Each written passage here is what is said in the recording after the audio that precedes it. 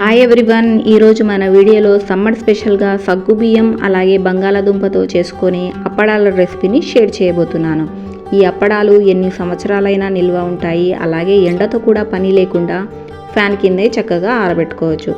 ఎక్కువ కష్టపడకుండా తక్కువ టైంలోనే టేస్టీగా సగ్గుబియ్యం బంగాళాదుంప అప్పడాలను ఎలా ప్రిపేర్ చేసుకోవాలో చూద్దామా? ఇంకెందుకు ఆలస్యం, పదండి ప్రాసెస్లోకి అయితే వెళ్ళిపోదాం.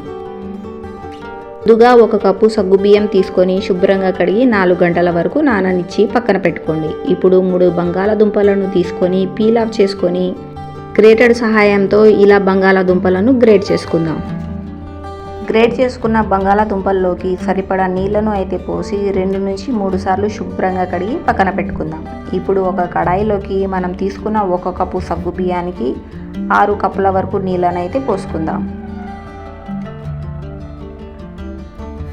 ఇప్పుడు కడాయిని స్టవ్ మీద అయితే ఉంచి హై ఫ్లేమ్లో బాయిల్ అవ్వనిద్దాం. ఇప్పుడు మనం ఇందులోకి 1 స్పూన్ వరకు ఉప్పు, 1 స్పూన్ వరకు జీరా, 1 స్పూన్ వరకు చిల్లీ ఫ్లేక్స్ని అయితే వేసి నీళ్లను మరగనివ్వండి. ఇలా నీళ్లు మరుగుతున్నప్పుడు ముందుగా నానబెట్టుకున్న సగ్గుబియ్యాన్ని వేసి హై ఫ్లేమ్లో 5 నిమిషాల వరకు బాయిల్ అవ్వనిద్దాం.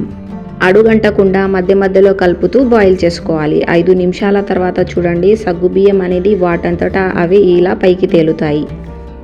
ఈ స్టేజ్లో స్టవ్ను అయితే మీడియం ఫ్లేమ్లో ఉంచి సగ్గుబియ్యం అంతా కుక్ అయ్యి చిక్కబడేంత వరకు కూడా కలుపుతూ బాయిల్ చేసుకోవాలి. 5 నిమిషాల తర్వాత చూడండి, కాస్త దగ్గర పడింది. ఇప్పుడు మనం ఇందులోకి ముందుగా గ్రేట్ చేసుకున్న బంగాళాదుంపలను వేసుకుందాం.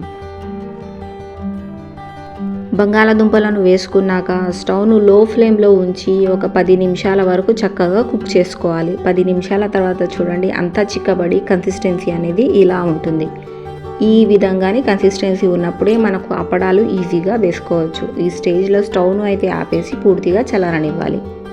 ఇప్పుడు ఒక ప్లాస్టిక్ షీట్ని పరుచుకొని లేదా కాటన్ క్లాత్నైనా తీసుకొని మీకు కావాల్సిన సైజును బట్టి ఇలా కొంచెం కొంచెం అయితే మిశ్రమాన్ని తీసుకొని ఇలా స్ప్రెడ్ చేసుకోవాలి. మీకు కావాల్సిన అప్పడాల సైజును బట్టి కొంచెం కొంచెం మిశ్రమాన్ని అయితే తీసుకొని ఇలా వేసుకొని స్ప్రెడ్ చేసుకోవాలి. ఇలాగే మిగతాన్ని కూడా వేసుకోవాలి. ఇలా వేసుకున్న అప్పడాలు అన్నిటినీ ఒకరోజు ఫ్యాన్ కిందే ఆరనివ్వండి. ఒక రోజంతా ఫ్యాన్ కింద ఆరిన తర్వాత చూడండి, అప్పడాలు అనేవి ఎంత చక్కగా వచ్చాయో. అసలు ఎండతో కూడా పని లేదు, ఫ్యాన్ కిందే చక్కగా ఆరిపోతాయి. ఇప్పుడు ఈ అప్పడాలను ఫ్రై చేసి చూపిస్తాను. కడాయిలోకి సరిపడా ఆయిల్ని అయితే వేసుకొని ఆయిల్ బాగా వేడయ్యాక అప్పడాలను ఇలా వేసుకొని అటు ఇటు టర్న్ చేస్తూ 2 వైపు వేయించండి.